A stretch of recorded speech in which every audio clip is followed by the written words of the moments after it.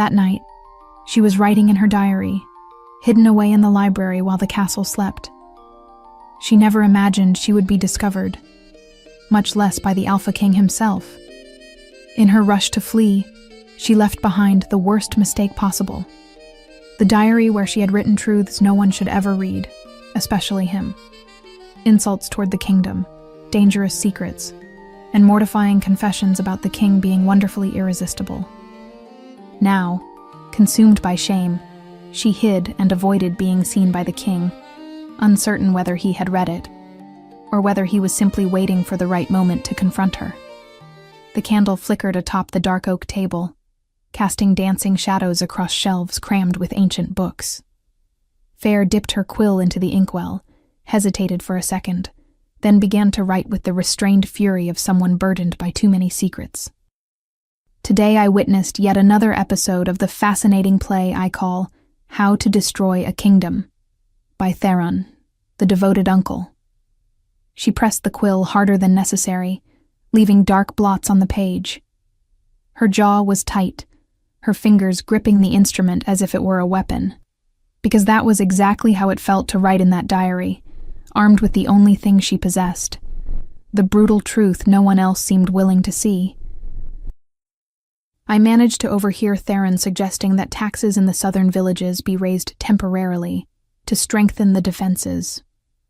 Our dear king frowned. Will he finally question it today? Will he ask why the strengthened defenses are still the same 3 mold-ridden towers? Fair stopped and closed her eyes. She could see the scene from hours earlier with perfect clarity, herself hidden behind the columns of the main corridor, watching Alpha King Rurik and his uncle speak. She saw the king's expression, that momentary hesitation before he gave in. He always gave in. She continued writing, the words flowing with sharp sarcasm. The answer, no. From the resigned look I saw when they left, he gave in. Again. How? How is it possible to be so blind? The man has wolf eyes that can see in the dark, yet he cannot see the traitor standing right in front of him. Fair took a deep breath, trying to rein in the frustration burning in her chest like live embers. She had always been like this, unable to pretend she did not see, incapable of simply accepting things as they were. Since childhood, when she first began exploring every corner of the castle, she had developed that irritating habit of observing, questioning, recording. Her father, a loyal and honest royal guard, always warned her, "Fair, you cannot wander around alone like that. It is not safe, it is not appropriate." But she was stubborn. She kept visiting the kitchens, where the cooks grumbled about supplies that never arrived. The stables, where grooms murmured about promised equipment that never appeared. And especially the nearby villages, where she bought fruit and spoke with workers who trusted her in a way they would never trust anyone from the court. Because Fair was not of the court. She was merely a guard's daughter, raised without a mother from birth. Her mother had died in childbirth, leaving behind only a baby and a man shattered by grief who had to learn to be both father and mother at once. She grew up free in the castle corridors, without a lady's formal education, without the social restraints that imprisoned noblewomen. And perhaps that was exactly what had made her so observant. She saw the kingdom through the eyes of someone who did not fully belong to it. Theron practically has gold coins drawn in his eyes, she wrote with barely contained rage. The man smiles when he speaks of necessary sacrifices, as if he were discussing tonight's banquet, and not the hunger of entire families. She remembered Mistress Marta, whom she had met in the village that afternoon. The woman, with her wrinkled face and calloused hands, had said in a weary voice, "The promised grain vanished, girl, simply evaporated." Today in the village, Mistress Marta told me the promised grain disappeared, evaporated. Meanwhile, I saw 3 wagons leaving Theron's warehouse. Full. Where to? What a mystery. Her hands trembled slightly as she wrote, not from fear, but from helpless fury. Because who was she to accuse anyone? Who would believe a guard's daughter over the king's uncle, his trusted advisor? Sometimes I want to shake Rurik and scream, Wake up! But who am I? Just Fair. Just Fair. The girl with no mother, with no position, with no voice. She sighed and turned the page.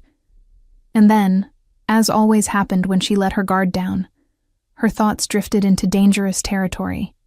Forbidden. She began to write more slowly, the words heavy with a shameful confession she would never admit out loud.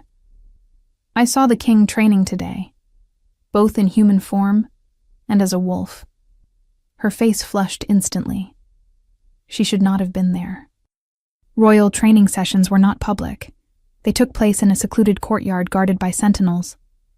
But Fair knew every secret passage in the castle, every forgotten window, every hidden angle.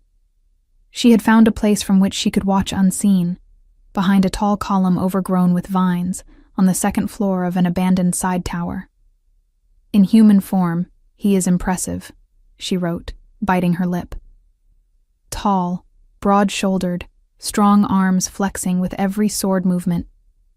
His chest is, how embarrassing to write this, but it is perfectly defined, visible through the sweat-soaked training clothes clinging to him. She closed her eyes, and the image rose vividly in her mind. Rurik training beneath the afternoon sun, his abdominal muscles contracting with every strike, sweat trailing down the side of his neck.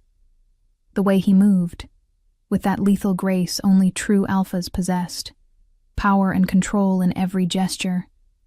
And then he had transformed. Fair felt a shiver run down her spine just remembering.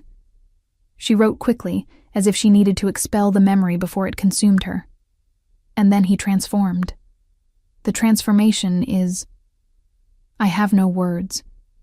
His body twists, expands, and within seconds there is a massive black wolf where the man once stood. A truly alpha wolf.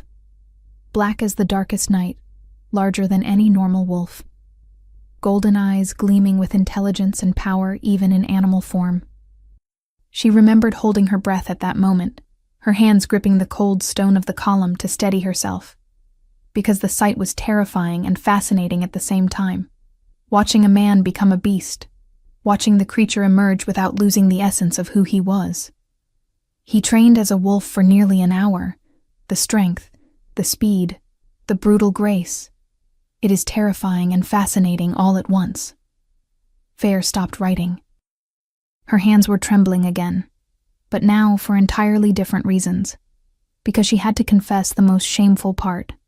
The part that haunted her on silent nights. She took a deep breath and continued. When he finished, he transformed back, and I should have looked away. I should have left. But I was frozen. She could feel heat rising up her neck, staining her cheeks. But she had to write. She had to release this confession that was devouring her. After the transformation, he is naked. Completely. Her heart raced, just remembering. I saw a guard hurry forward with a heavy cloak to cover him, but for a few seconds, seconds that felt like eternity, I saw his entire body. The broad, muscular back still slick with sweat from training, the line of his spine, strong legs, everything. Every inch of bronze skin, every defined muscle. The battle marks, old scars telling stories I will never know. Fair squeezed her eyes shut, shame burning in her chest like fire. Because she had stayed there, hidden, watching something she should never have seen. Etching every detail into her memory like a thief, stealing something precious. The guard wrapped the cloak around his shoulders and I finally managed to breathe. My heart was pounding. My hands were shaking. I slipped away before anyone discovered me there, watching something I should not. But the image, his image is burned into my mind. How can he be like that, so submissive and spoiled when he sits on the throne, and still be irresistibly beautiful as both man and wolf, both clothed and... She stopped, breathed, continued in smaller letters, almost ashamed. Stop, Fair, just stop. But she could not stop. because there was something worse than physical desire. Something deeper and more frightening. I am an idiot. A complete idiot. I stood there like a fool, watching every muscle move during the transformation. Every detail of his body I should never have seen, imagining things I should not. And then the most dangerous confession of all. And when he becomes a wolf, something in me, my own wolf, wants to approach, wants to touch that black fur, wants to run beside him. Fair clenched the quill so tightly she nearly snapped it. Because that was the worst part. The most humiliating. The most infuriating. Her inner wolf, that instinctive animal part all shapeshifters possessed, reacted to Rurik in a way she could not control. Whenever she saw him from afar, even when her rational mind harshly criticized him as weak and easily manipulated, her wolf whimpered softly. A strange restlessness, a desire to draw closer, to run beside that immense black wolf. And she hated it, hated that her body betrayed her mind. Hated that something so primitive within her recognized something in him that her reason refused to accept. "It is infuriating," she wrote angrily. "I despise him mentally, but my wolf will not stop howling for him. Stop it, Fair. He is the king. He would never notice someone like you. And if he discovered that you spy on him like this, you would be expelled from the castle. Or worse." She turned the page violently, as if she could turn her tangled thoughts with it. And then she wrote her most secret fantasy, the one that visited her on lonely nights, when she allowed her mind to wander down forbidden paths. If I were queen, I would do things differently. The words flowed more softly now, heavy with melancholy sadness. I would visit the villages personally. I would listen to the people. I would not let men like Theron manipulate every decision. I would use all that strength he wastes on training to truly protect the kingdom, not merely to look impressive while fighting. Fair stopped, staring at what she had written. A bitter laugh escaped her lips. If I were queen, as if that were possible, as if a girl without a mother, without lineage, with nothing but sharp observations and foolish dreams could ever be queen. She closed the diary with a weary sigh, tucking it beneath her blouse before snuffing out the candle. The library sank into darkness, lit only by silvery moonlight filtering through the tall windows. It was time to return to her modest quarters. Time to lock away these dangerous confessions and go back to being just Fair, the guard's daughter, the invisible young woman wandering the castle, seeing things no one else saw. She was nearly at the door when she heard it. Footsteps. Heavy. Steady. Approaching. Fair's heart leapt into her throat. Damn it. No one was supposed to be in the library at that hour. She always came late precisely to avoid encounters. She looked around desperately, searching for an exit, a hiding place, anything. But it was too late. The door opened, and there, filling the doorway completely, stood him. Rurik, the Alpha King himself. Fair felt as if the ground had vanished beneath her feet. He was even more imposing up close. Tall, so tall she had to tilt her head back to meet his gaze. Broad shoulders blocking the corridor light, casting an almost intimidating silhouette. His presence filled the space, drawing the air out of it, making the library suddenly feel smaller. His eyes, gray in the dim light, though she knew they could flare gold at any moment, found her immediately. Surprise crossed his face. "I did not expect to find anyone here," he said, his deep voice reverberating off the silent walls. Fair froze. Her inner wolf stirred instantly, that familiar restlessness crawling up her spine. "No, not now. Please, not now." But her body would not obey. She felt her heart pounding violently against her ribs. Her hands still clutching the diary began to sweat. Her legs felt like water. And worse, much worse, her wolf was practically singing inside her. Recognition. Attraction. that silent howl she always fought to ignore now echoing through her chest with renewed force. Because he was there. Only a few steps away. So close she could smell him. Cedarwood, leather, and something wilder, more primal. Alpha scent. Her voice came out hoarse, barely a whisper. She cleared her throat.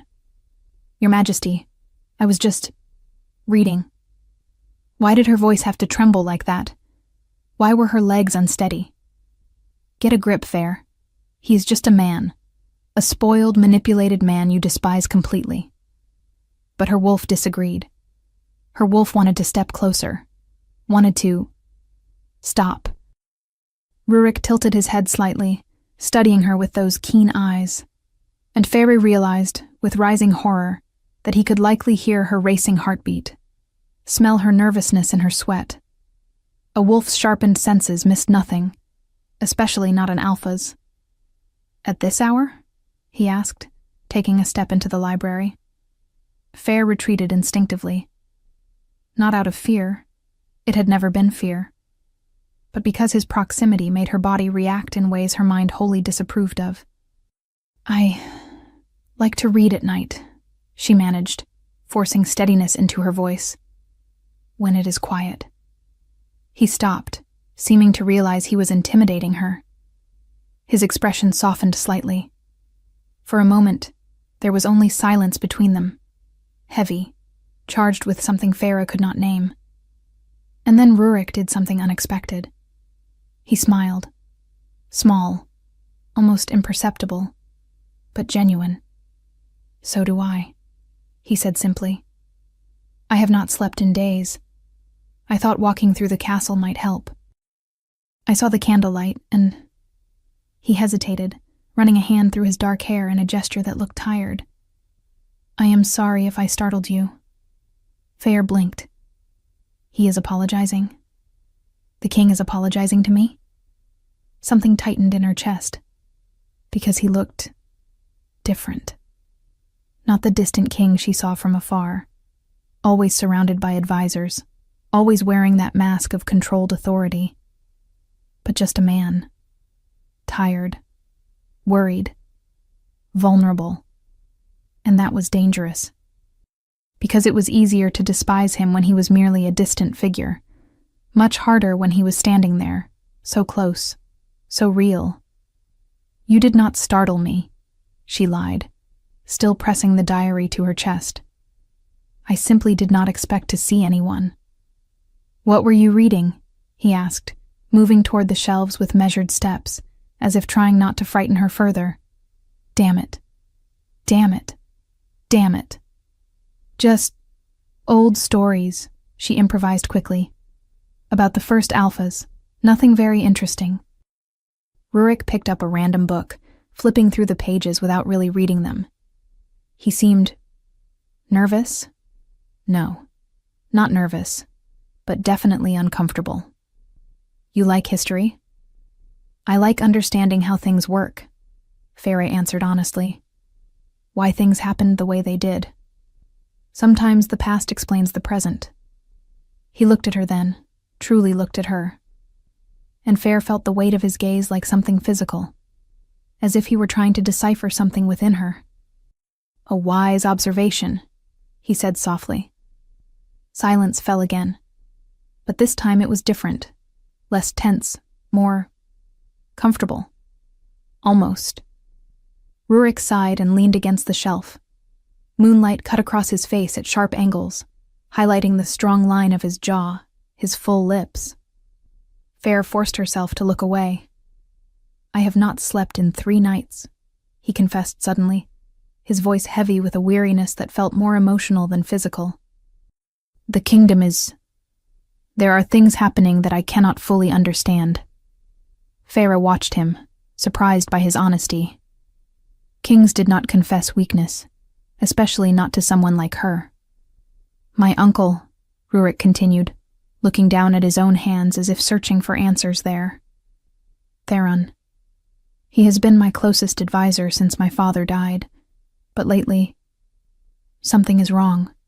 He makes decisions, influences things, acts as if... He stopped, jaw tightening, as if he were the king. Finally. Fair had to bite her tongue to keep from saying it aloud. Finally, you are seeing it. But she remained silent, letting him go on. Sometimes I think I am losing my mind. Rurik laughed without humor, questioning the one man who has always been by my side, who helped me rule when I was too young to know what I was doing. But he lifted his eyes to meet hers, and Fair saw something there that surprised her. Doubt, confusion, and perhaps fear. But you feel that something is wrong, she finished softly. He nodded, seeming relieved that someone understood. Yes, exactly. And then, before Farah could process what she was doing, the word slipped out. Trust that feeling. Rurik stared at her. What? Your instincts, she said, choosing her words carefully. Alphas have them for a reason. If something feels wrong, it probably is. She could see the struggle on his face. The desire to believe her warring with years of manipulation, years of blindly trusting Theron. It is complicated, he said at last. It always is, Farah replied. They held each other's gaze for a long moment, and something passed between them, a silent understanding, a connection Fair could not explain, but could feel pulsing in the air like a living thing. That was when it happened. Rurik took a step toward her, and the breeze from the open window carried Farah's scent straight to him. Wild jasmine. Sweet, but not cloying. And something deeper. Something unique, intoxicating, entirely hers. Rurik stopped short, his eyes widening slightly. Fair saw him inhale more deeply, almost unconsciously, as if that scent had hooked something inside him. And then she saw it. His eyes flared. For just a second, perhaps less, but she saw it. Gold. Intense. Wild. His wolf stirred. Rurik shut his eyes tightly, jaw tensing.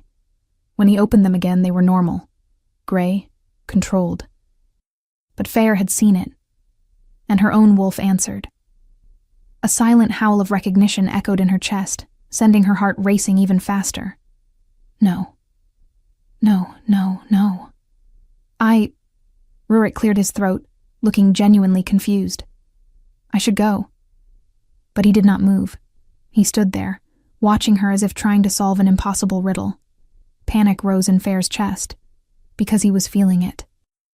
She could see it in the way he studied her, in the tension in his shoulders, in the way his hands clenched into fists as if fighting some impulse. He is feeling the same thing I am. Or something close to it. What is your name? He asked suddenly. Fair, she answered automatically, still processing what had just happened. Fair, he repeated, as if testing the name on his tongue. And God's, the way he said it, low, rough, almost intimate, made something twist in her stomach. Daughter of Guard Marcus, she added quickly, reminding him of the distance between them.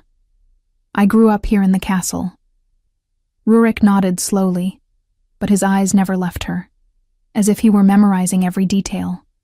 The curve of her face, the color of her eyes, the way her hair fell over her shoulders. I should return to my quarters, Fair said, taking a step back. She needed to leave, needed distance before she did something foolish, like admitting she had watched him naked, or that her wolf was practically begging to go to him.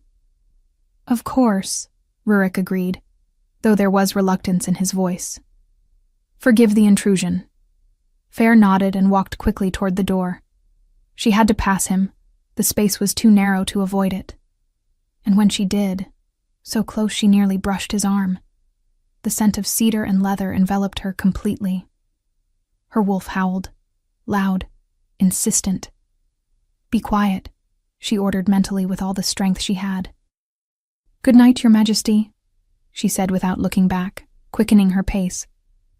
Good night, Fair. The way he said her name again, laden with something she could not identify, made her want to run. And that was exactly what she did as soon as she turned the corner. Rurik remained standing in the library for long minutes after she left. His heart still hammered unevenly. His hands still trembled faintly. What was that? His wolf was restless. Not in the furious way of sensing a threat. Not in the excited way of a hunt. But something entirely different. Something he had never felt before. An intense unease. A magnetic pull. An insistent, curious whisper. Her. Pay attention to her. There is something important about her. Rurik ran a hand over his face, confused. Why her? Why now? He had never noticed Feyre before, and he was certain that if he had ever seen that beautiful young woman wandering the castle, he would have remembered. But his wolf had recognized her somehow. It was not the absolute certainty of a confirmed bond. Not that instinctive roar of my mate the stories described. It was subtler, more confusing. A powerful attraction, yes, but also a consuming curiosity. A need to know more, to understand what that strange feeling was that had seized him the moment her scent reached him. Wild jasmine. He would never forget that scent. Rurik was about to leave when his foot brushed against something on the floor. He bent down and picked it up. A diary, small, with a worn brown leather cover. And there, almost imperceptibly small in the corner of the cover, written in delicate script, Fair. She had forgotten it. Rurik locked the door to his chambers carefully, the muted sound echoing through the heavy silence of the early morning hours. He lit candles around the work table, creating circles of golden light that barely managed to pierce the darkness of the room. The diary rested in his hands. Small. Worn. It should not have been there. The voice of conscience rang clearly in his mind. This was a violation of someone's trust. Wrong on every possible level. But that impulse, that need hammering relentlessly ever since her scent had reached him, ever since his wolf had awakened in that consuming way, would not leave him alone. Learn more about her. Understand. She is important. Rurik took a deep breath and opened the first page. The handwriting was delicate yet firm, the letters shaped with evident care. He began to read. Today I witnessed yet another episode of the fascinating play I call How to Destroy a Kingdom by Theron, the devoted uncle. Rurik frowned immediately. The tone was sarcastic, sharp, almost cruel in its honesty. He continued, his eyes devouring the words. I managed to overhear Theron suggesting that taxes in the southern villages be raised temporarily to strengthen the defenses. Our dear king frowns. Will he finally question it today? Will he ask why the strengthened defenses are still the same 3 moldy towers? He remembered that conversation perfectly. It had been exactly that day, in the council hall. Theron had presented the figures, the seemingly solid justifications. And yes, Rurik had frowned, questioning inwardly. But how did she know? From where had she observed? The answer, no. From the resigned expression I saw when they left, he gave in. Again. The words struck him like physical blows. Resigned. Was that what his expression looked like? Defeat? How? How is it possible to be so blind? The man has wolf eyes that can see in the dark, yet he cannot see the traitor standing right in front of him. Traitor. Rurik stopped, read the word again, then read it once more. She had not used questionable advisor or concerning influence. She had not softened it with political euphemisms. Traitor, direct, brutal, unfiltered. His chest tightened, because deep down where he did not admit it even to himself, he knew. He had always known. But it was easier to ignore, easier to trust blindly, easier to be the puppet king who... Puppet. Was that what she thought of him? He kept reading, almost afraid of what he would find. Theron practically has gold coins drawn in his eyes. The man smiles when he speaks of necessary sacrifices, as if he were discussing tonight's banquet and not the hunger of entire families. Rurik tried to remember. Did Theron smile during those discussions? Did he really smile? And he realized, with growing discomfort, that yes, he did. He always had that satisfied expression, that gleam in his eyes when they rearranged resources. How had he never noticed what that truly meant? He turned the page with fingers that trembled slightly. Today, in the village, Mistress Marta told me the promised grain vanished, evaporated. Meanwhile, I saw 3 wagons leaving Theron's warehouse. Full. Where to? What a mystery. The air left Rurik's lungs as if he had been punched. Grain, village, wagons, Theron's warehouse. These were not vague accusations. They were specific, concrete, with names of real people and exact locations. He had approved the shipment of grain to the southern villages 3 weeks earlier, a generous amount to help with the poor harvest. Theron had personally supervised the distribution, assuring him everything would be delivered properly. If the grain had not arrived, if it was being diverted, how long has this been happening? The question echoed in his mind, bringing with it a wave of nausea. How many other distributions had Theron overseen? How many resources had vanished right under his nose? Sometimes I want to shake Rurik and scream, "Wake up!" But who am I? Just fair. Rurik closed his eyes for a moment, something aching deeply in his chest. Just fair. As if she had no worth. As if her brilliant observations, her sharp intelligence, her courage to see what no one else saw, or refused to see, meant nothing. She had seen everything, written it all down. Alone, without power, without a voice, she had done the work that he, the king, should have done. P.S. Theron was wearing a new ring, solid gold with rubies, remarkable thrift for an advisor. Rurik remembered the ring. Large, ostentatious, impossible to ignore. Theron had said it was a family heirloom, a treasure kept for generations that he had finally decided to wear. But if he had bought it with diverted funds? Anger began to simmer slowly in Rurik's veins.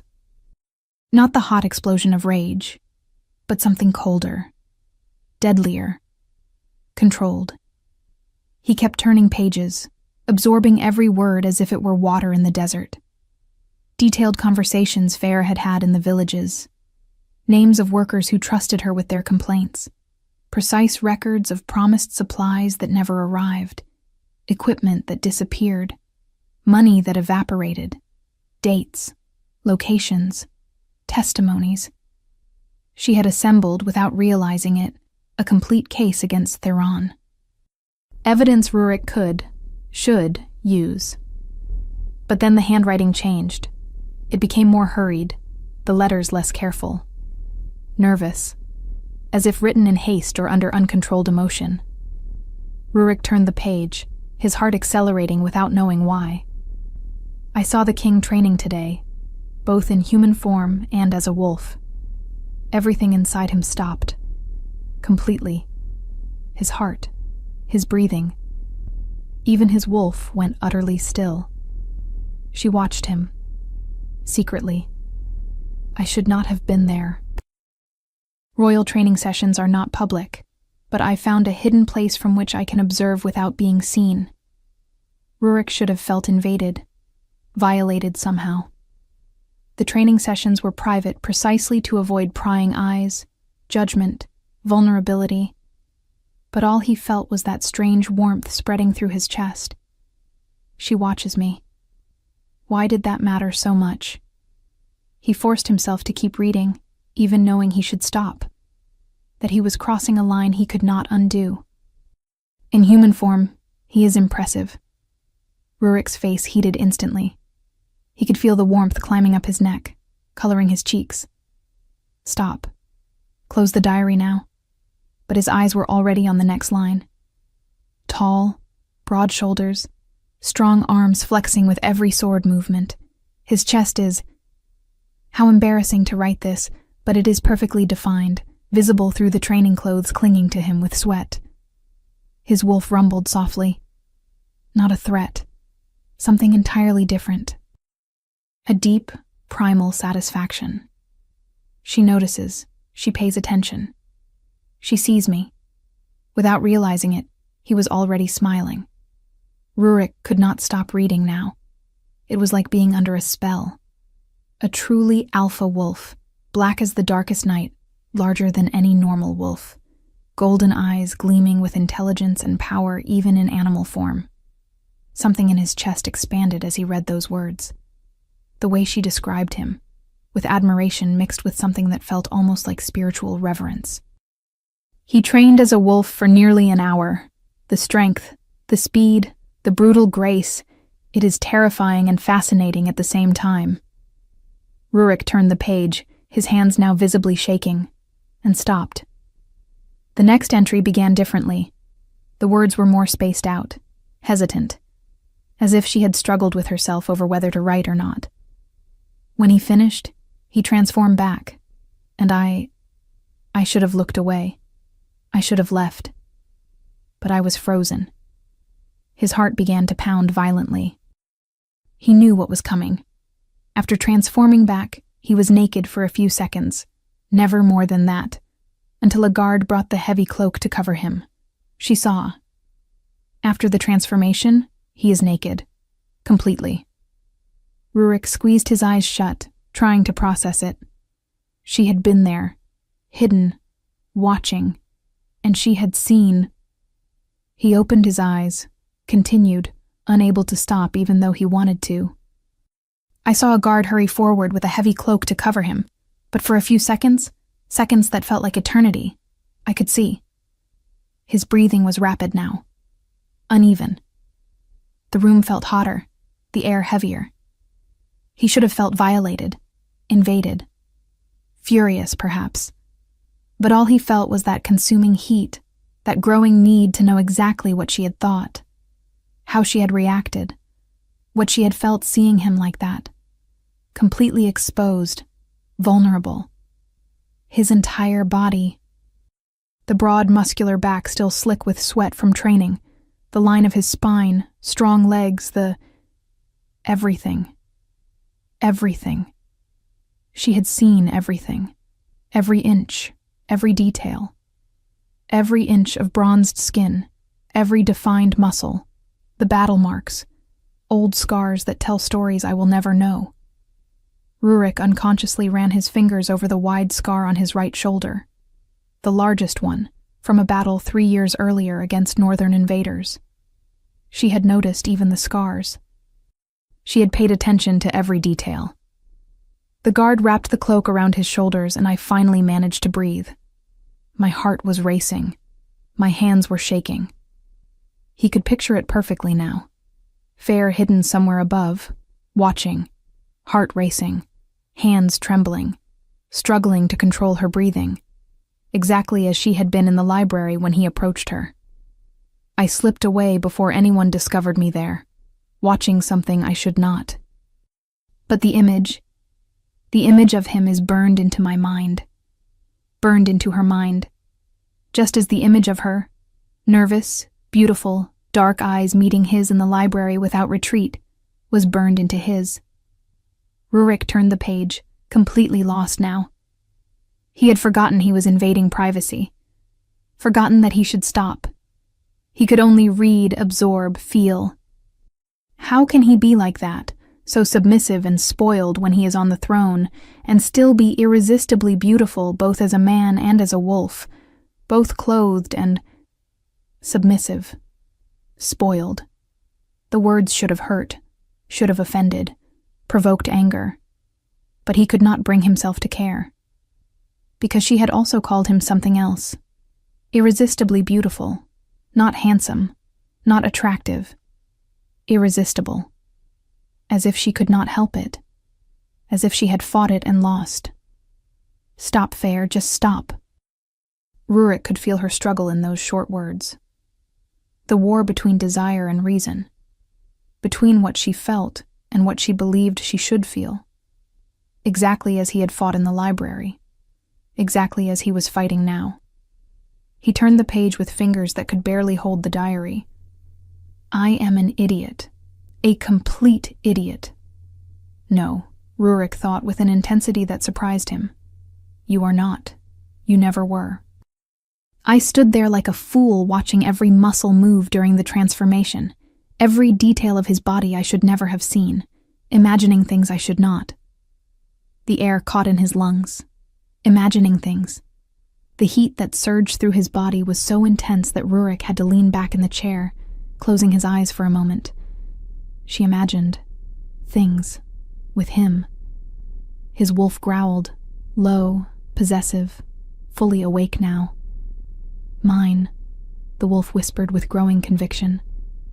She thinks of me, desires me. She is mine. Rurik opened his eyes, breathing deeply to control his body's reaction. But it was useless.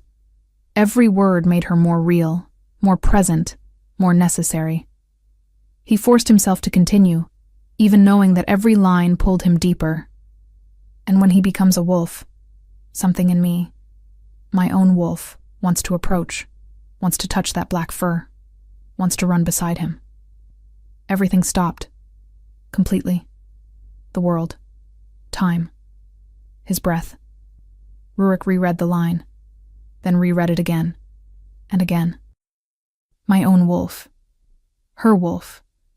Wanted to approach, to touch, to run beside his. This is it. This is exactly what my wolf feels for her. Understanding struck him like lightning, because it was precisely what his wolf had felt when he smelled her in the library. That consuming need to draw closer, to protect, to keep near, to run together beneath the moon. We both feel it. Both wolves recognize something, but she was fighting it too. It is infuriating, the entry continued, the words almost angry. I despise him mentally, but my wolf will not stop howling for him. Rurik almost laughed. A sound without real humor, but full and profound understanding. Because it was exactly what was happening to him now. His rational mind tried to say she was just a guard's daughter, no one of important lineage, no one the council would accept, no one who should matter this much. But his wolf disagreed. Violently. Completely.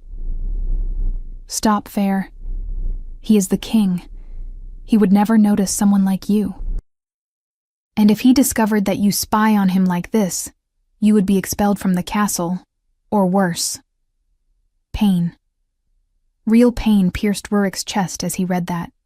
He would never notice someone like you. She truly believed that she was invisible, that she did not deserve attention, that he, a man who had spent years rejecting the most beautiful noble women without feeling anything, would never see her. But he already did. How he saw her. There was one more entry. Rurik turned the page almost afraid of what he would find.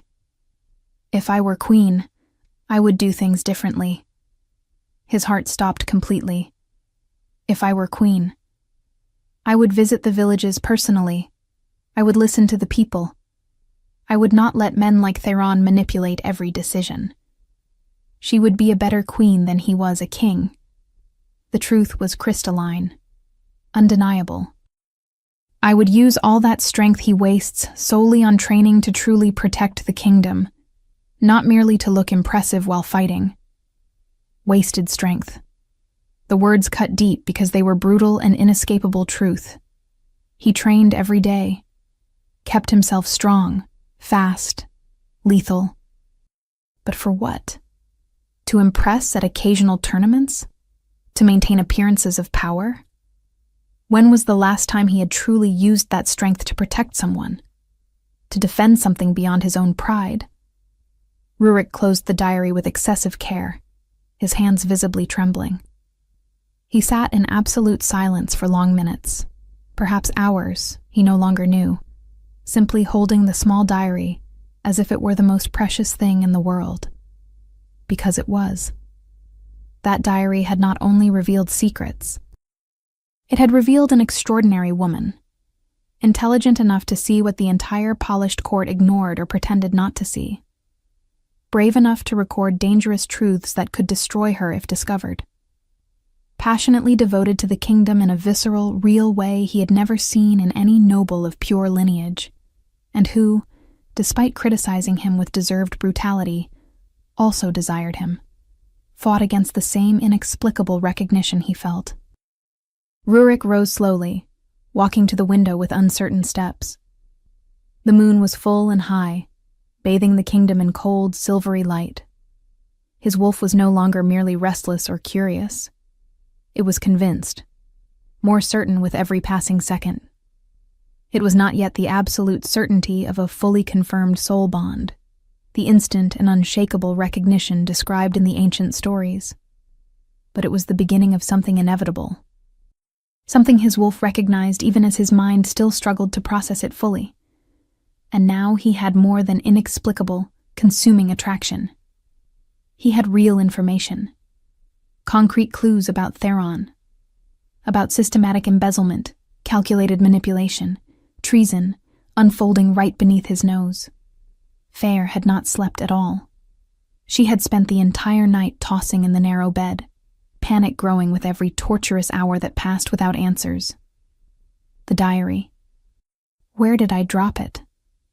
When the sun finally rose, bringing light but no relief, she got up with deep, dark circles under her eyes and hands trembling uncontrollably. She needed to return to the library, search again more carefully. Perhaps it had fallen behind some tall shelf. Perhaps it was hidden in some shadow she had not checked properly in the panic of the night before. Please, please, let it still be there. She dressed in haste with clumsy fingers, nearly tearing the fabric of her simple dress. She practically ran through the still empty corridors of the castle. It was too early for most to be awake. Perfect to turn the library upside down without witnesses. She entered the silent room. The familiar scent of old books and extinguished candles greeted her as always, but this time it brought no comfort. She began to search, under every table, behind every shelf, among forgotten cushions. Every possible and impossible corner. Nothing. No, no, no. Her hands shook violently as she searched the same place for the third, fourth, fifth time, as if the diary might magically appear through sheer force of will. Everything I wrote. About the kingdom. About Theron being a traitor. About the king. About watching him train. About seeing him naked after the transformation. About my wolf howling for him.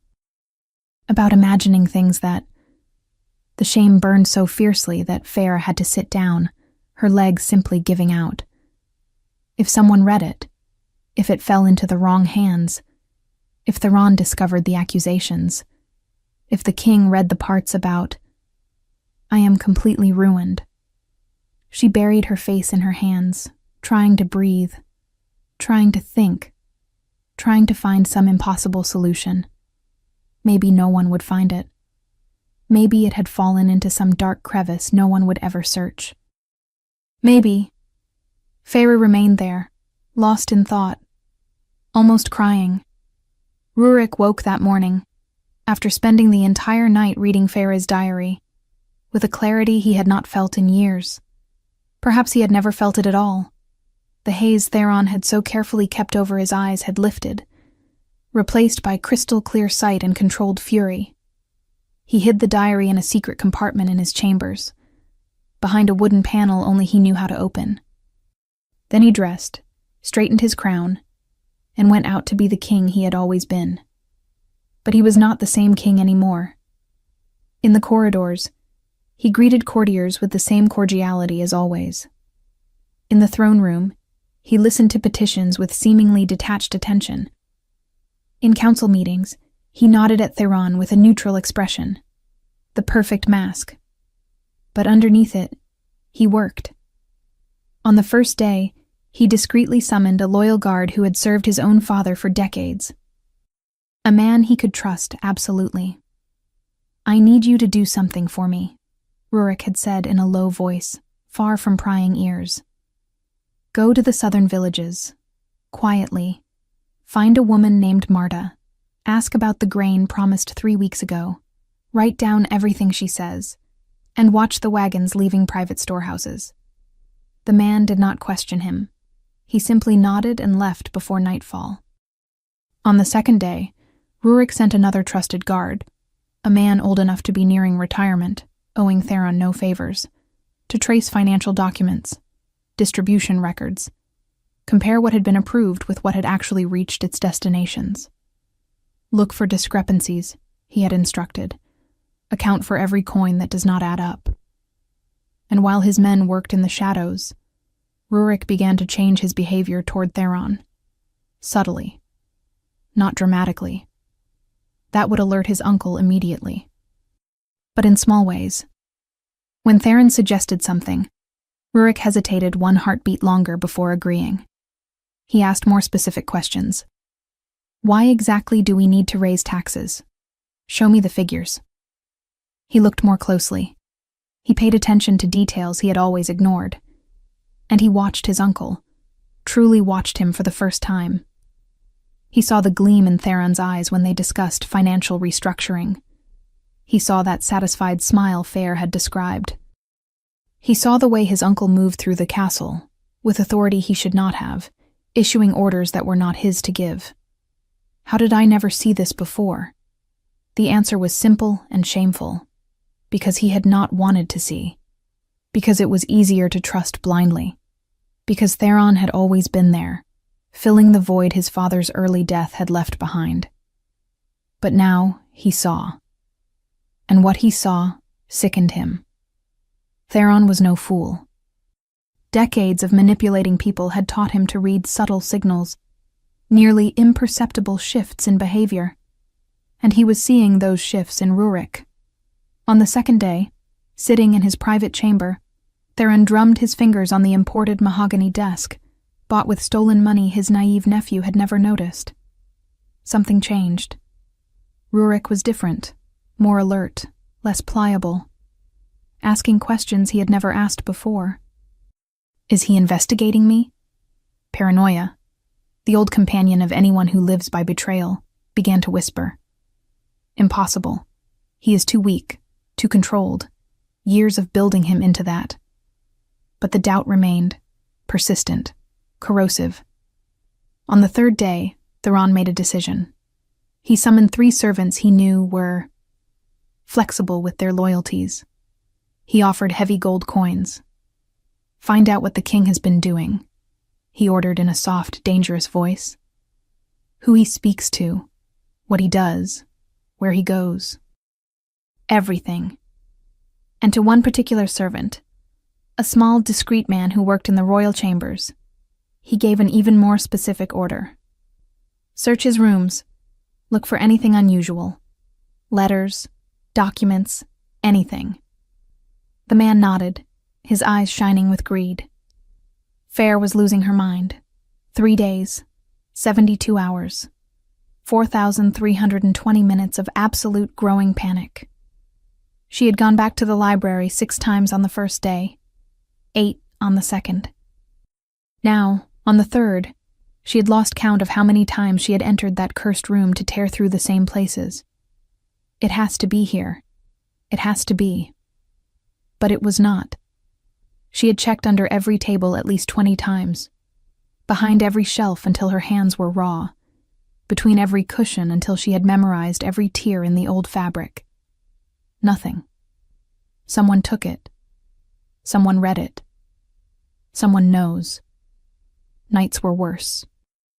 She lay in the narrow bed, staring at the dark ceiling, imagining increasingly horrible scenarios. Theron reading the accusations and having her arrested for treason. The king reading the humiliating parts and laughing at her with the court. Her father being punished for raising a daughter so reckless. Being thrown out of the castle with nothing. Or worse. She could barely eat. Food turned to ash in her mouth. Her stomach churned constantly, tied into a painful knot. She avoided any part of the castle where she might run into the king. She took longer routes.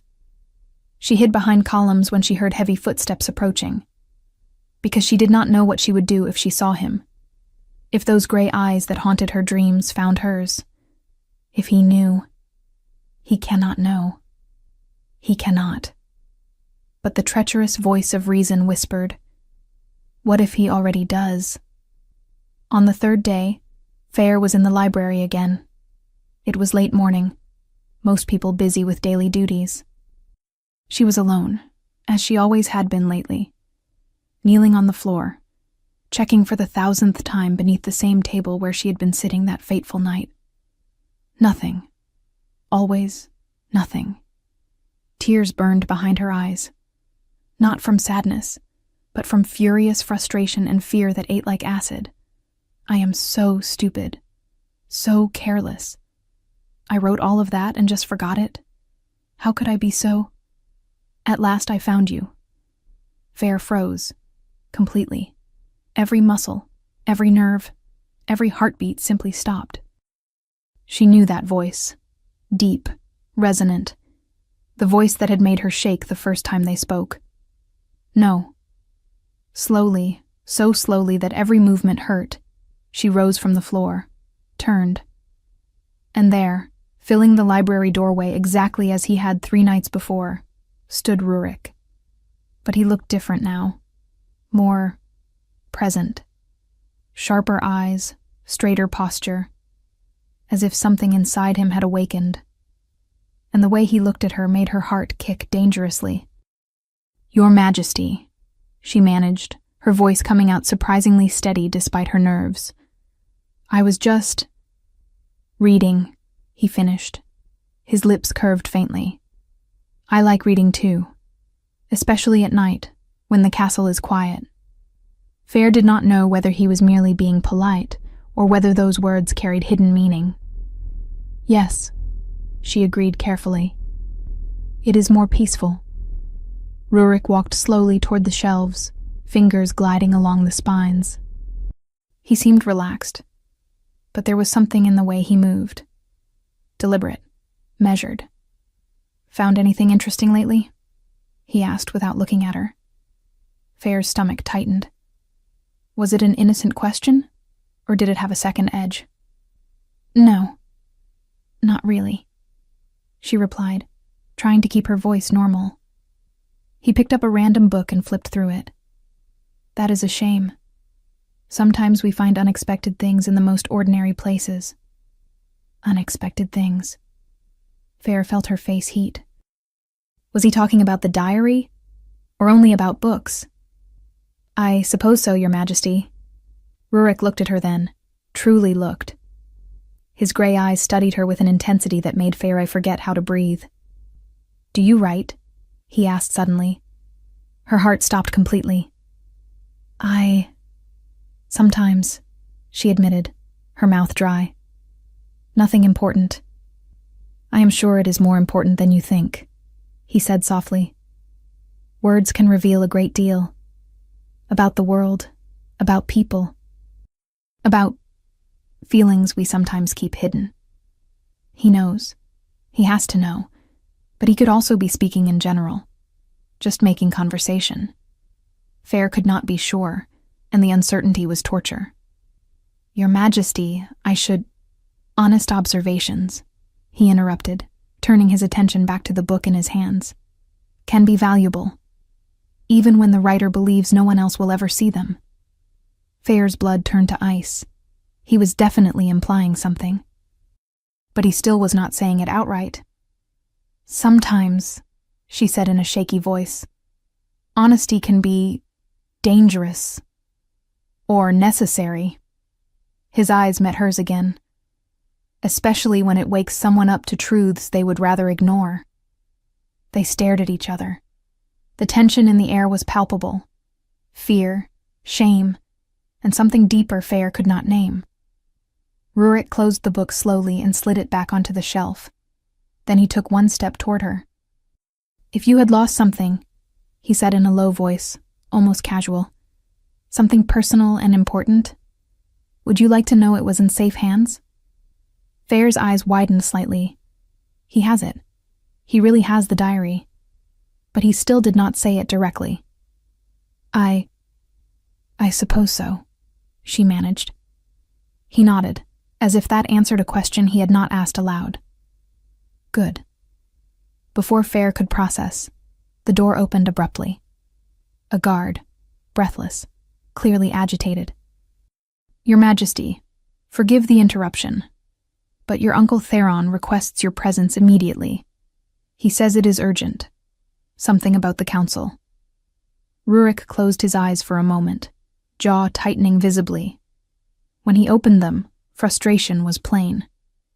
He looked at Fair for a long time. This conversation, he said, his voice heavy with something she could not identify, is not over.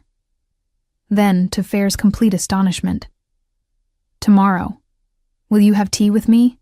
In the garden. It was not an order, but it was not exactly a casual request either. It was an invitation, leaving her a choice. Fair, confused, shaken, her face burning, heard her own voice. Yes. Something flickered in his eyes. Satisfaction, perhaps, or relief. Good. And he left quickly with the guard, leaving Fair standing there, completely lost. Did he read it? Did he not? Does he have the diary? Was he only being polite? She did not know, and the uncertainty was killing her. While Fair wrestled with torturous doubts, another drama unfolded in the castle's shadows. The servant Theron had bribed waited patiently until he was absolutely sure the king was occupied. Then he entered the royal chambers with the quick, efficient movements of someone who had done this before. He searched drawers, wardrobes, under the mattress, behind paintings. He was about to give up when he noticed something strange. A wooden panel in the wall near the fireplace seemed slightly misaligned, as if it had been moved recently. He pressed, pushed. It opened. And inside, carefully hidden, was a small diary with a worn brown cover. He picked it up with trembling hands and opened it. The handwriting was delicate, clearly feminine. He saw the name written small in the corner. Fair. He did not recognize it. But Theron had paid for anything unusual in the king's rooms. He tucked the diary beneath his tunic and slipped out through the empty corridors. Theron was in his private chamber reviewing documents when the servant knocked discreetly. Enter. The man stepped in, nervous but excited. I found something in the king's chambers, sir. A diary. Theron looked up, intrigued. The king's? No, sir. A woman's. Fair, it is written. Fair. The name was vaguely familiar. Some maid? Someone's daughter in the castle? Why would the king have a woman's diary hidden away? He murmured, more to himself. But he took the book, dismissing the servant with a few coins. Alone, he opened the first page and began to read. 5 minutes later, Theron was no longer sitting calmly. He was on his feet, the diary clenched in hands that trembled, not with fear, but with barely contained fury mixed with something more dangerous, opportunity.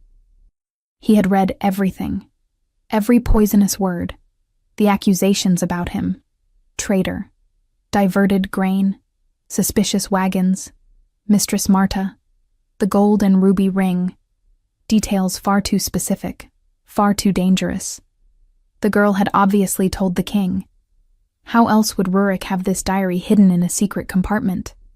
That is why he changed. That is why he is questioning me. That wretched girl. Rage boiled in his veins. But Theron had not gotten where he was by being impulsive. And as he read again, he saw the opportunity shining between the lines of accusation.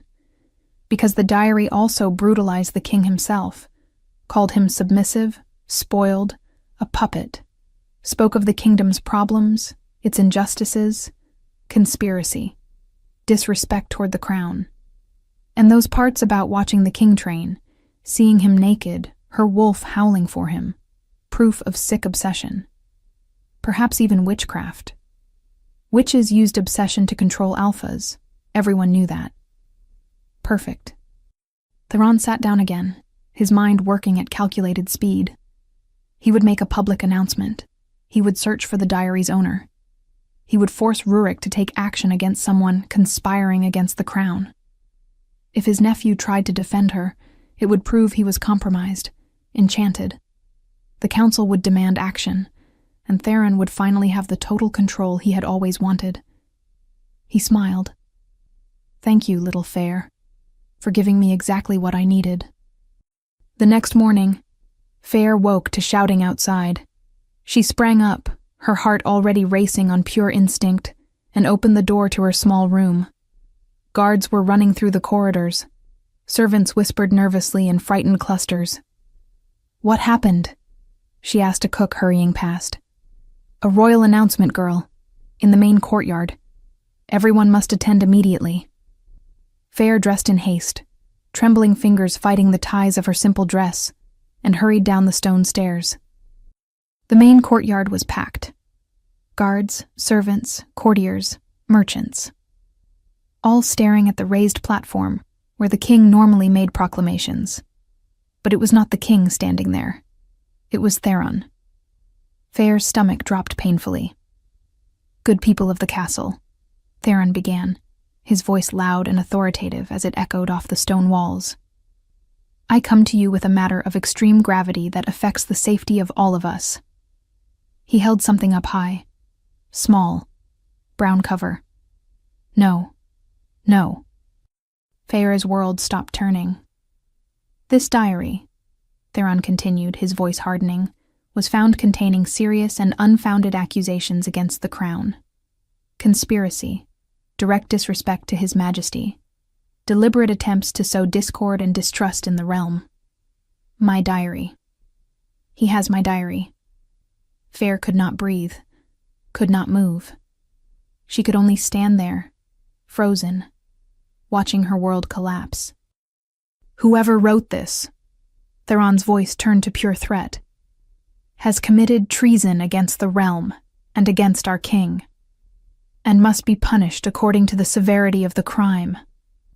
Murmurs erupted through the crowd. Fear, curiosity, outrage.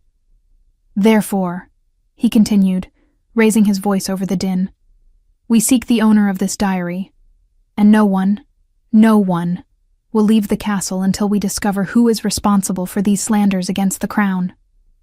Fair's legs buckled. She grabbed a stone column to keep from collapsing in front of everyone. How? How did he find it? And then, with painful, inevitable clarity, the only conclusion possible. The king.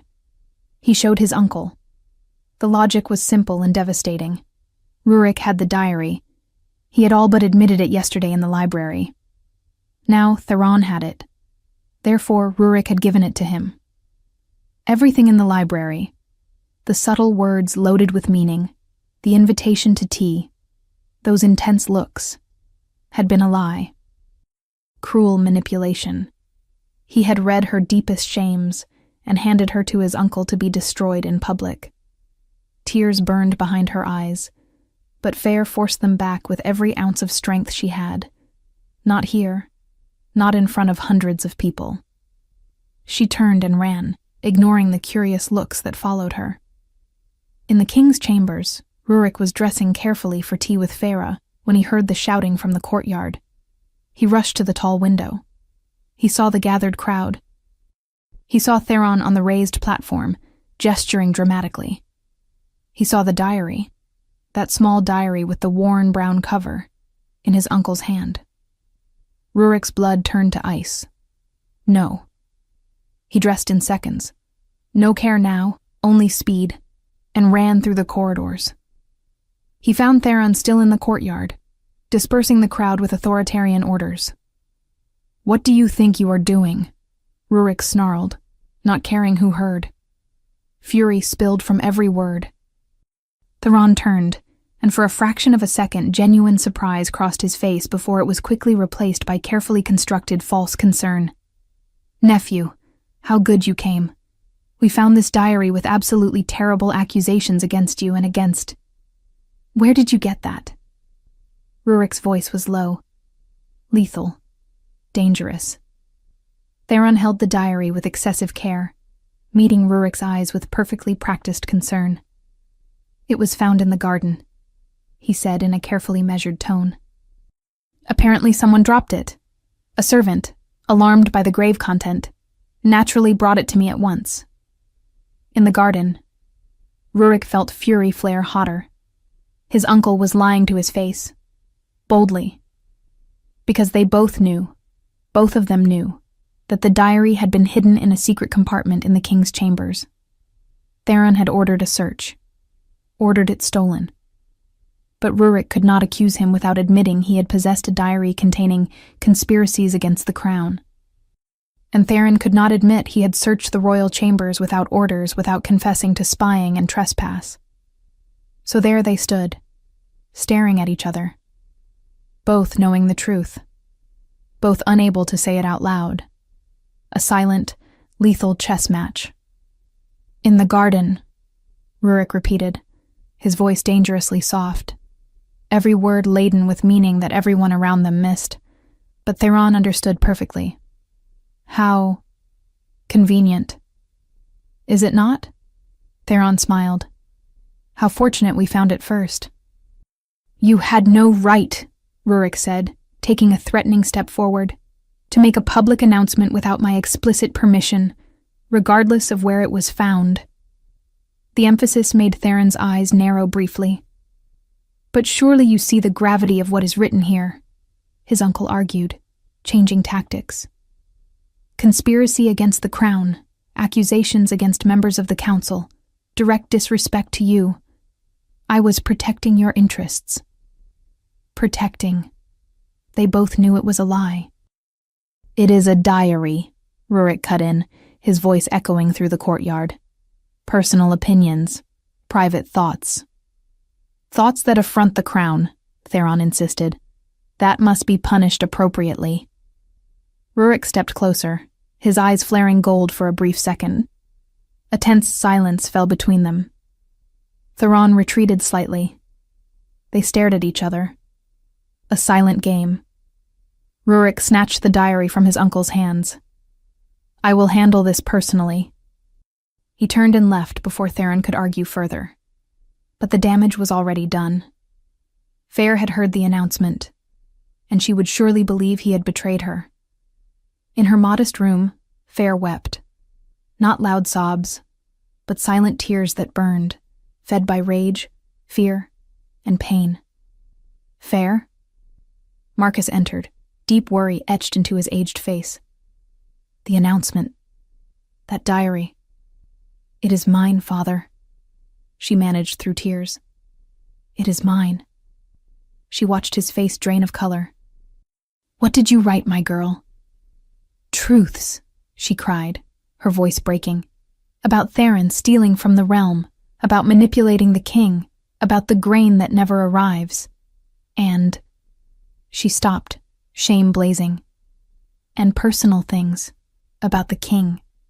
Things I never should have written." Marcus pulled her into a tight embrace. "How did Theron get it?" he asked gently. And then came the devastating conclusion. The only possible logic. "The king," Fair pulled back, looking at her father with red, desperate eyes as she told him everything. "He found my diary and gave it to his uncle." "You cannot be certain." "I can," she shouted, pain turning into fury. "He read it all and handed me to his uncle like I was nothing, like it was some cruel game." The tears surged again. How was I so stupid? I thought he was different, that he was better than this, but he is just as bad as Theron. Marcus cupped his daughter's face in his calloused hands. "Then we are getting you out of here." "I know every secret passage in this castle," Marcus said with iron determination. 40 years of service taught me things. You have a cousin in the eastern village. We will go to her, only until things cool down. If they find out you helped me, leave that to me," he said firmly. "We will wait until nightfall." Rurik discreetly summoned his trusted guard. "I need you to find someone for me," he said in a low voice. "Fair, daughter of Guard Marcus. Find her before Theron does. Help her hide. Protect her. His wolf was frantic, howling inside him with urgent need. Your Majesty. The guard hesitated. Counselor Theron ordered an active search. He wants to find her first. Then be faster than he is, Rurik said, his eyes flaring gold. She cannot fall into his hands. Do you understand? Protect her, no matter what it costs. The guard nodded and left quickly. Rurik remained alone, holding the diary. Please, Feyre. Trust me. Just a little longer. At dusk, Marcus led Feyre through narrow corridors, ancient, forgotten passages built for escapes in times of war. During the shift change, exactly when he knew there would be a 3-minute gap, they slipped out through a hidden side door under creeping vines. Feyre's last sight was the castle towers against the darkening sky. Rurik's trusted guard arrived at Marcus's quarters moments too late. Empty. He ran back to the king, breathless. Your Majesty. They fled. Marcus and his daughter. Gone. Rurik felt as if he had been punched in the stomach. No. Fair, no. A guard loyal to Theron had come with word of the escape minutes earlier. Theron was furious. Absolutely furious. How? How did she get out? One of the guards helped her, sir. Marcus. Theron smiled, that dangerous smile. Arrest Marcus immediately. Treason. Helping a conspirator flee. A calculated pause. And send guards after the girl. I want her back. Alive. As soon as dawn broke, Feyre was found, in one of the villages she frequented, where she had thought she could find temporary refuge. Theron's guards surrounded her, and dragged her back to the castle like a criminal. Rurik learned from his own guards that Feyre had been captured, and that Marcus was imprisoned in the dungeons, by Theron's order. The fury that exploded inside him was unlike anything he had ever felt. Cold, lethal, controlled. He gathered his personal guard, men loyal only to him. Get Marcus out of the dungeons, now, and bring Feyre. Put them both in chambers near mine, under my personal protection. The guards rushed to obey. Theron discovered it minutes later. He stormed into the king's chambers without knocking, furious. What do you think you are doing? This is obstruction of the investigation. I arrested them lawfully. Rurik turned slowly, and for the first time in his life, he let the true alpha rise fully to the surface. His physical presence had always been imposing, but now there was real power. Authority that did not accept challenge.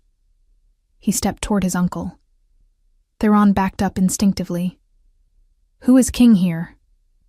Rurik's voice was low, soft, absolutely lethal. His eyes burned with intense gold, eyes of the massive black wolf.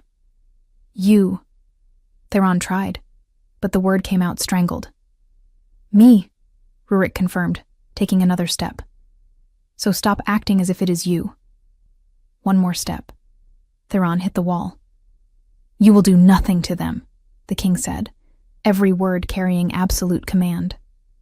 You will not touch them. You will not go near them. Not until I decide what is to be done. Is that clear? Theron tried to argue, but the power pouring off Rurik was crushing. Or, the king continued, his voice soft but infinitely threatening, do I need to remind you who wears the crown here? No, Theron managed, humiliation burning in his eyes. Good, now leave. Theron walked away from that confrontation shattered, humiliated, and absolutely furious. That girl had changed everything, turned his weak nephew into something dangerous. Theron left that confrontation with his nephew shaking, not with fear, but with a rage so intense he could barely breathe. The king had never spoken to him like that. Never displayed that kind of raw power, that alpha authority that had made Theron instinctively retreat like a cornered animal. The girl. Everything had changed because of her. That insignificant guard's daughter had turned his weak, malleable nephew into something dangerous, into a real king, and that could not be allowed to continue. Theron locked himself in his chamber, his mind working with the calculated precision of decades spent manipulating people and situations. The original plan, to use the diary to incriminate her, to force Rurik to punish her, had failed. The king had protected her, placed her under his personal guard, openly defying Theron. But there were other ways, more subtle ways, more lethal ways. He had already planted the seed when he read the diary. Those passages about obsession, about her wolf howling for him, proved witchcraft. Now he merely needed to water that seed with carefully cultivated rumors. And if that was not enough, well, poisons were difficult to trace, and a dead king could not protect anyone. Theron worked with the silent efficiency of a serpent. He sought out specific members of the council, the older ones, the more traditional, the more superstitious. Men who valued bloodlines and distrusted anything that smelled of magic. Have you noticed how our king has been different? Theron whispered in private conversations, his tone heavy with false concern. Since that girl appeared. Different how? The counselor would ask. Obsessive. Theron let the word hang in the air.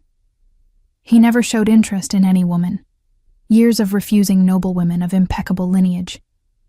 And suddenly, some guard's daughter with no name, no standing, and he protects her as if... A calculated pause.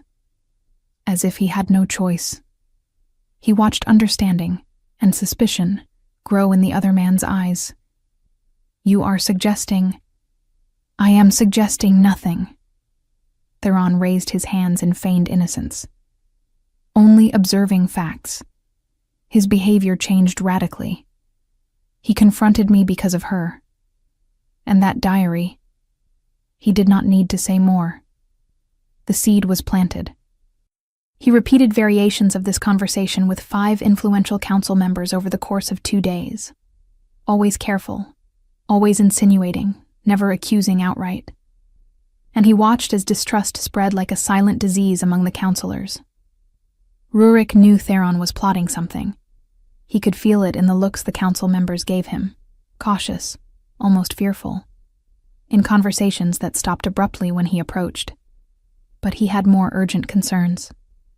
Feyre. She was only a few chambers away, under his protection, yet might as well have been on the far side of the kingdom for the emotional distance between them. His wolf was restless, howling constantly. Go to her. Explain. Make her understand. She is ours. For 2 days, Rurik hesitated, gathering courage, rehearsing words, trying to find the right way to explain. But in the end, he knew there was no right way, only the truth. On the 3rd day, he knocked on her door. Feyre was sitting near the window when she heard the knock. Her heart leapt immediately. In recent days, she had been confined to that luxurious room, far more luxurious than anywhere she had ever lived, yet still a gilded prison. Her father was in adjacent chambers, equally protected. Or watched. She no longer knew which. Guards loyal to the king brought food, made sure she had everything she needed. But no one explained anything. No one said what would happen next. Come in, she said, her voice steadier than she expected. The door opened, and there he was. Rurik filled the doorway exactly as he had in the library. Tall, imposing, impossible to ignore. But there was something different in his expression now. Something vulnerable she had never seen before. Your Majesty. Feyre rose quickly, keeping her distance. She did not know whether to feel anger, shame, or fear. Perhaps all 3. Feyre, he said softly, closing the door behind him. We need to talk. She did not respond. She simply stood there, arms crossed defensively over her chest. Rurik took a few steps into the room, then stopped when he saw her stiffen. First, he began, his voice laden with emotion he seemed to be struggling to control. I need you to know the truth. About the diary. Feyre felt her face flush immediately with shame. I was not the one who showed it to Theron. Rurik continued, his eyes meeting hers with intensity. He ordered my chambers searched. He stole the diary from a secret compartment. She blinked, processing. I would never betray you like that, he said, taking another careful step. When I read your words, yes, I read them, and I know I should not have, but I did. I was changed by them. I did not want to hurt you. I wanted to protect you. Something tightened painfully in Feyre's chest. Then how did Theron? He suspected I was investigating him. Rurik explained. He sent spies everywhere. They found the diary hidden and took it to him. It made sense. Terrible, logical sense. I am sorry, Rurik said, and there was genuine pain in his voice. I am sorry for letting things reach this point, for not protecting you better, for not seeing what Theron was sooner. The fault is mine. Silence fell between them. Heavy, but not uncomfortable. Feyre did not know what to say. All the furious words she had practiced over the past days died in her throat.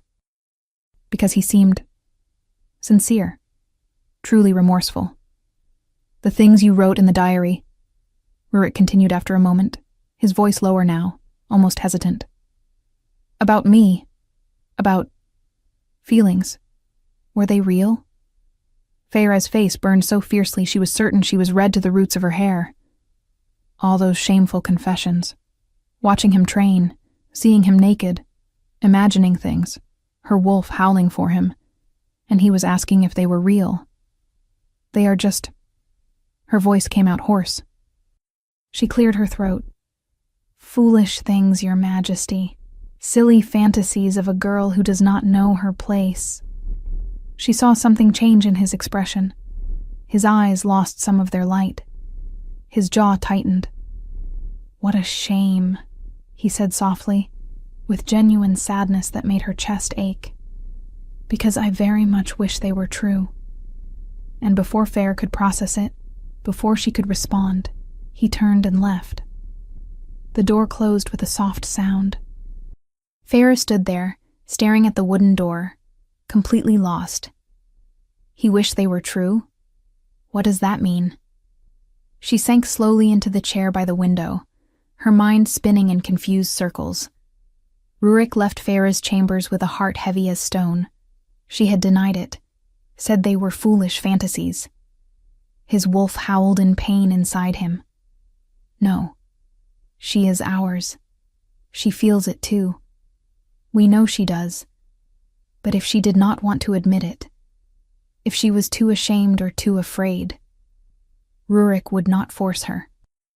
He would never do that. But he could do one thing. Something he should have done long ago. Free the kingdom from the man who had poisoned it for years. In the days that followed, Rurik worked methodically. He gathered all the guards he had sent to investigate, compiled every report, every testimony, every document. Mistress Marta from the southern villages confirmed everything. The grain never arrived. Other families as well. Names, dates, promised quantities versus what they actually received. The guards traced the wagons, followed them to the port, found merchants willing to testify, for a price, of course, but testify nonetheless. Theron had been selling the kingdom's resources for personal profit. Financial records showed glaring discrepancies. Funds approved versus funds distributed. The difference always vanishing into administrative costs, overseen by Theron.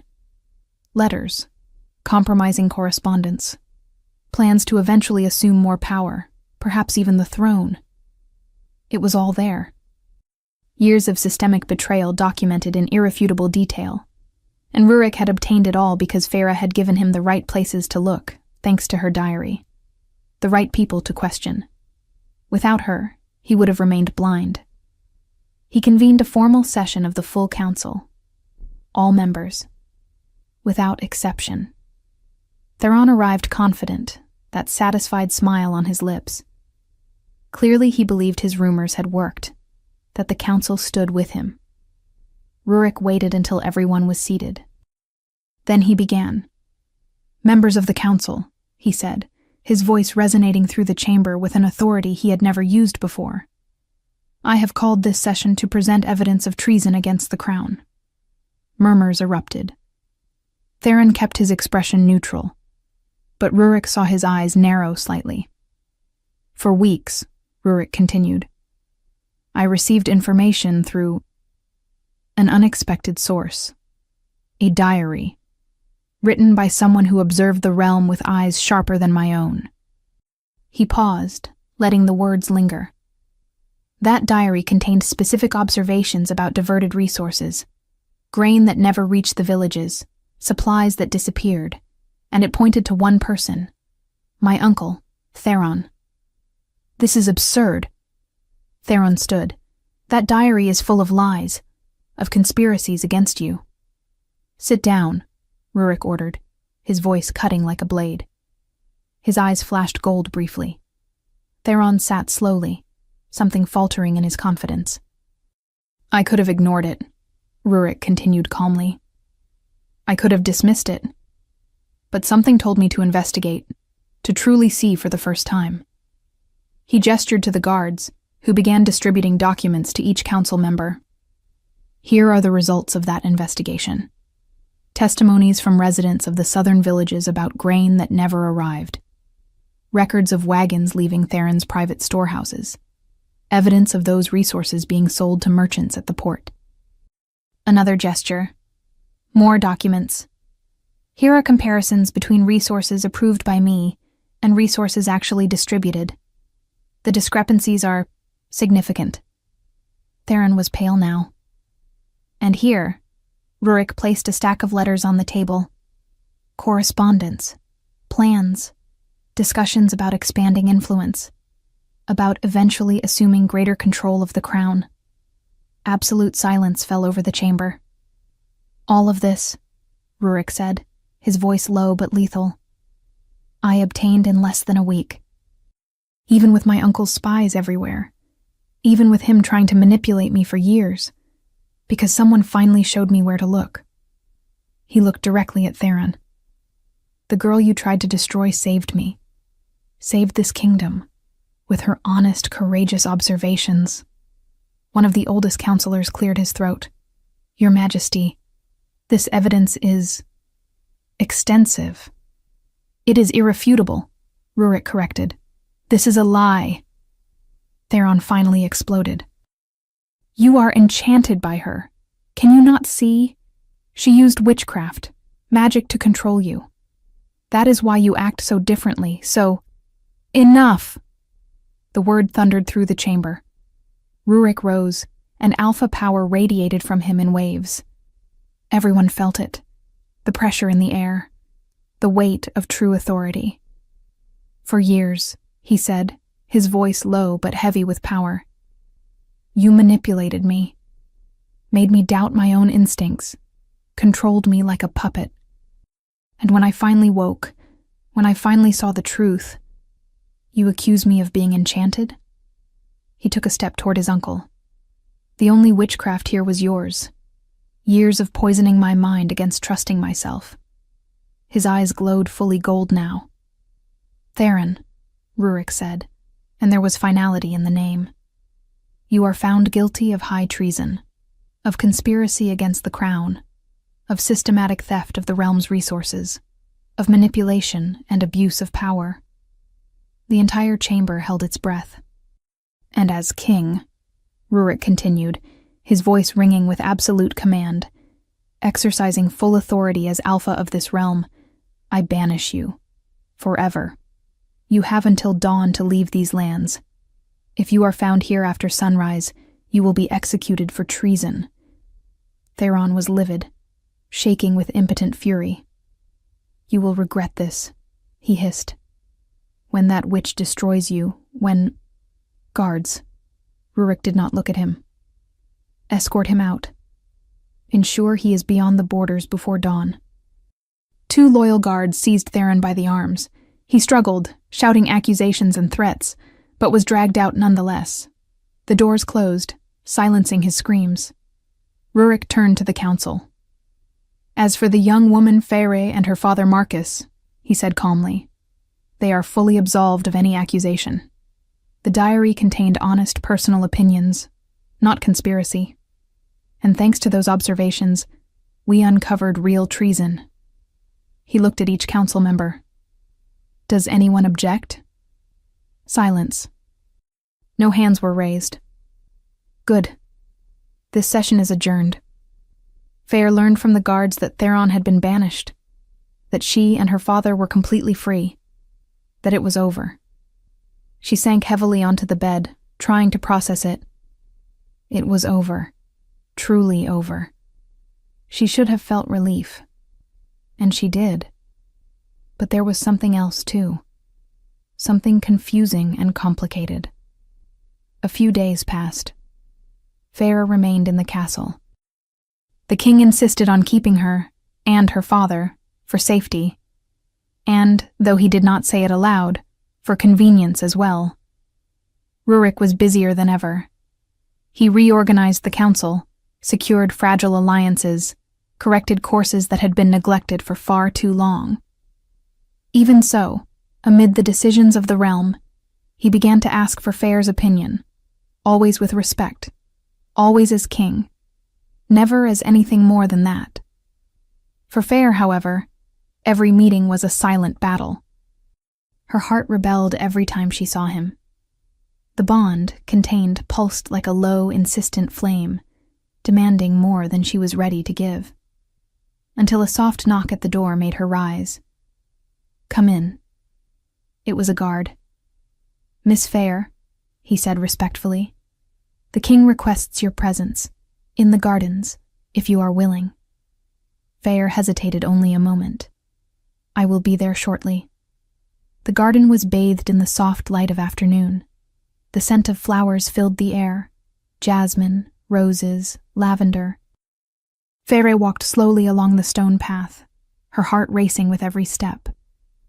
And then she saw him.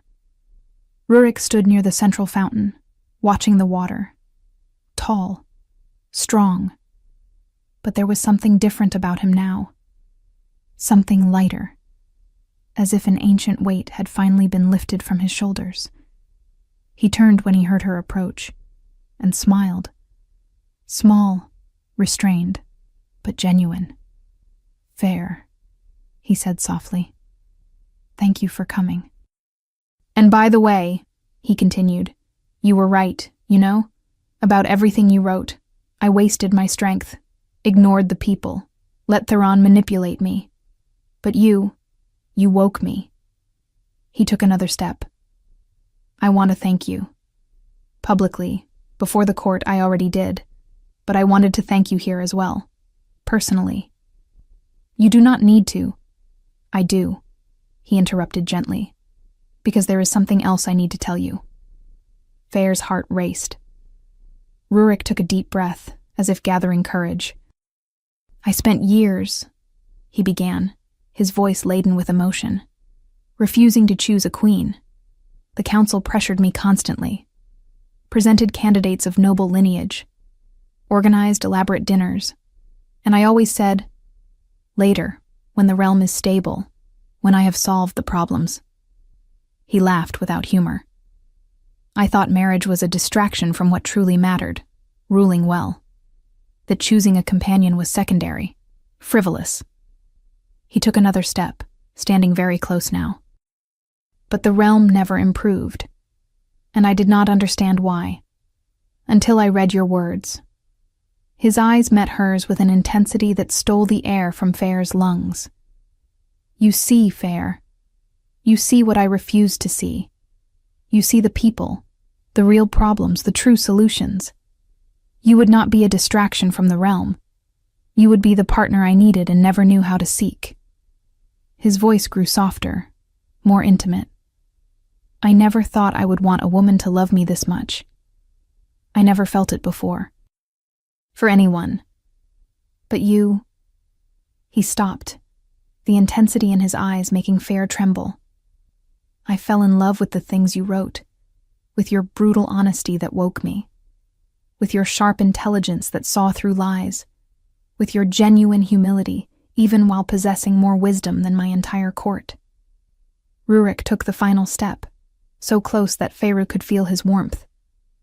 You see the world, see people, in a way I never could. You would make the realm better. You would make me better. His voice dropped to a whisper. I went mad for you, Feyre. My wolf and I. Since that night in the library, something changed, and the more I came to know you through your words, the more certain I became. He took her hand gently. My wolf recognized you, and that certainty grew with every moment. With every word of yours I read, with every thought of you, my wolf became more sure. His eyes flashed gold briefly. And now I have no doubts. You are my destined mate. Feyre's eyes widened, her heart pounding so loudly she was certain he could hear it. Your diary told me a secret, Rurik smiled faintly. Your wolf knew too, did it not? Even as you fought it, it howled for me. She blushed deeply, unable to deny it. It was true. Fair, he said softly. These days I tried to occupy my mind with the realm, with duties, with decisions. He looked at her with raw honesty. But I could not stop thinking about you. I need to know if it is real. So I will ask again. And please, please be honest with me. He held her face between his hands with infinite care. The feelings you wrote about, are they real? Tears burned behind Feyre's eyes. And this time, she did not lie. Yes, she whispered. They always were. I have always been in love with you, not only with the handsome man I watched train from afar, but with what you could be, with what I saw existed in you, hidden beneath manipulation. The tears finally fell. But you are the king, and I am just Feyre, a guard's daughter, nothing more than that. You are everything, Rurik said with fierce intensity. Everything I need, everything the realm needs. And then he asked, shall we finally have that tea I promised? Feyre laughed through her tears and nodded. They sat at a small table in the garden. Tea was served by discreet servants who soon vanished, leaving them alone. They talked. Truly talked. For the first time without secrets, without misunderstandings, without masks. Just Rurik and Feyre. He spoke of growing up under Theron's shadow, always doubting himself. Of never feeling attraction to anyone until her. She spoke of growing up without a mother, of observing the realm and seeing injustice. Of fighting her own wolf that insisted on recognizing something in him. And the more they talked, the closer they became. Chairs drawing nearer almost imperceptibly. Hands touching across the table. First by accident, then deliberately, fingers intertwining. Rurik could barely focus on what she was saying. His eyes kept drifting to her mouth, the way her lips moved, how she bit her lower lip when she hesitated, how she smiled when she spoke of something that amused her. She is beautiful, as I have never seen before, until there was no space left between them. Feyre was in the middle of a sentence, something about the village, about Mistress Marta, when she realized Rurik was no longer listening. He was staring at her mouth with an intensity that stole the air from her lungs. His eyes darkened, gray turning nearly black with only a golden ring around them. And then, without asking permission, without warning, he simply leaned in and kissed her. Stole the kiss, as if it had always belonged to him. For a fraction of a second, Feyre froze in surprise. Then she melted. His lips were softer than she had imagined. Warmer. More perfect. The kiss began almost gentle, as if he were holding back. But when Feyre responded, when her hands moved instinctively to his chest, something broke completely. Rurik deepened the kiss with a low groan, one hand sliding to the back of her neck, fingers burying in her hair. The other hand settled at her waist, pulling her closer. Fair did not think. She simply felt. Years of watching him from afar. Years of denying what she felt. Years of fighting her own wolf that insisted on recognizing him. All of it exploded in that kiss. Her hand slid up his chest, feeling the defined muscles beneath his clothes, to his shoulders, then his neck, pulling him even closer. It was not enough. It would never be enough. When they finally parted, only because they needed air, both were trembling. Rurik rested his forehead against hers, eyes still closed, breath uneven. "I am sorry," he said hoarsely. "I did not ask permission. But you were speaking and I could only look at your mouth and—" "Do not apologize," Fair interrupted, equally breathless. "Never apologize for that." He opened his eyes and met hers. And what Fair saw there, desire, yes, but also love, adoration, certainty, made her heart overflow. "Fair," he said, his voice rough with emotion. He stopped, took a deep breath. Then he stepped back slightly, rising from his chair. And to Fair's complete astonishment, he knelt, there, in the garden. The Alpha King, tall, strong, powerful, kneeling in the grass before her as if she were the most precious thing in the world. He drew a ring from his pocket, simple, elegant, perfect. "I know this seems mad," he began, his voice trembling slightly. "Rushed. Too fast. I have barely known you for weeks, and here I am, on my knees, asking for your hand." He held her hand between his, as if it were something fragile and priceless. "But Fair, I have never been certain of anything in my life as I am of you. Of us. I have never felt this. Never known what it was to have absolute certainty about another person." His eyes shone, golden. "I spent my entire life thinking I did not need anyone. That a queen would be only an obligation." His voice grew more intense. "And then I met you, read your words, saw the world through your eyes, and I realized I was completely wrong. Because you are everything I did not know I needed. Everything the realm needs. Everything I need to be the man, the king, I was always meant to be." He squeezed her hand more tightly. "I do not care about lineage. I do not care what the council thinks. I cannot, I will not, imagine anyone by my side but you. When I try to picture the future, you are there. Always. In every vision, every plan, every dream." A tear finally slipped free, trailing down his cheek. "And I know this seems rushed. I know I should wait, get to know you better, court you properly. But Fair," his voice broke slightly, "I love you. I love you in a way I have never loved anyone. I did not even know I could love like this. Beyond my father, I have never loved anyone in my life. And now I cannot imagine a day without you. I cannot imagine not loving you." He cupped her face with his free hand, his thumb wiping away a falling tear. "I know I love you. I am absolutely certain of it.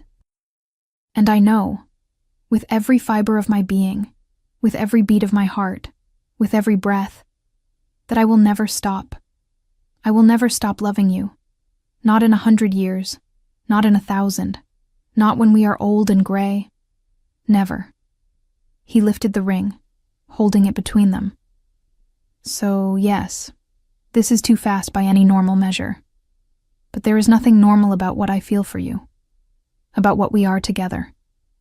He smiled through his tears. "Proposing to the woman who called me a spoiled puppet in her diary. A woman who saw all my flaws and still her wolf howled for me. He was vulnerable in a way kings never should be. I want to marry you, Fair. I want to claim you as my Luna before the entire realm. I want you to be my queen, my counselor, my partner in absolutely everything. His eyes burned intensely now, wolf gold mixed with overwhelming human emotion. I want to run with you beneath the moon as wolves. I want to rule beside you as equals. I want to wake every day seeing the world through your eyes, learning to be better because you show me how. I want to build the realm you always knew we could have. Together. He held her hand, the ring ready. I want to spend every day of the rest of my life loving you, protecting you, honoring you, being worthy of you. His voice dropped to a fierce whisper. So fair, daughter of Marcus, the woman who saved me without even realizing it. The woman my wolf recognized before I understood what was happening. The woman I love more than I ever thought possible to love anyone. He stopped, his eyes locking onto hers with absolute intensity. Will you marry me? Fair could not stop crying. Tears streamed freely down her face, but they were tears of happiness so pure it hurt.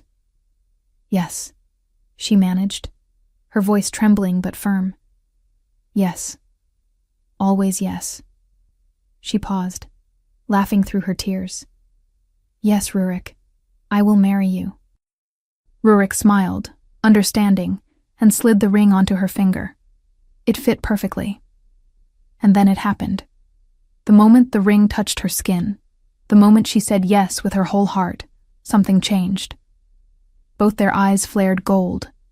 Simultaneously, intense, absolute, unmistakable. Fair felt as if something inside her, something that had always been waiting, searching, finally clicked into place, like two pieces of a puzzle fitting perfectly together. The bond. It was no longer growing attraction or gradual recognition. It was absolute certainty.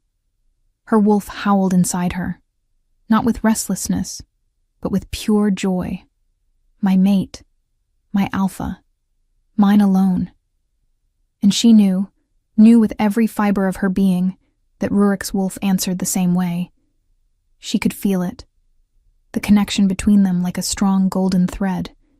She could feel his emotions, love, joy, relief, protective possessiveness, and he could feel hers.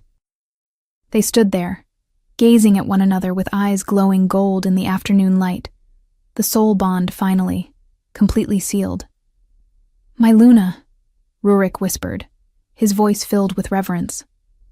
My alpha, Fairy replied, and then he pulled her into another kiss, deeper, more intense, sealing with their lips what the bond had already sealed in their souls. Under the golden light of the setting sun, witnessed only by flowers and sky, something new began. A king who finally saw his realm. A Luna who had always seen the truth. And a love that was, at last, inevitable. Epilogue. That night, two wolves ran through the forest of the realm. One immense black wolf, powerful alpha, just as large and magnificent as Fair had always watched from afar, hidden in her tower. Beside him, a smaller but equally fierce she-wolf, finally running free at his side. They ran side by side beneath the full moon, free, wild, complete. And Fair remembered the words she had written in that diary. Confused, frustrated words, filled with a desire she did not understand. And when he turns into a wolf, something in me, my own wolf, wants to draw close, wants to touch that black fur, wants to run at his side. Now she ran. Not watching from afar with a broken heart, not fighting what she felt, but free, at his side, as it was always meant to be. The black wolf turned his head, golden eyes meeting hers for a moment, and even in animal form she could feel through the bond. Love, joy, wholeness. He slowed, waiting for her to catch up, then touched his muzzle to hers. A gentle, intimate gesture. My Luna, my mate. She answered by brushing against the black fur she had always wanted to touch, running circles around him in pure joy. And Feyre, running beside her alpha, finally understood why her wolf had always howled for him. It was not weakness. It was not betrayal of her rational mind. It was recognition. Inevitable. Destined. True. Some bonds are written in the stars long before they are understood. Some loves begin as irritation because they are too powerful to be denied. And some queens are born not of noble bloodlines, but of hearts brave enough to write the truth, even when no one else dares to see it. Beneath the moon that witnessed their bond, beneath the stars shining over the realm they now protected together, two wolves ran. And the kingdom, at last, was at peace.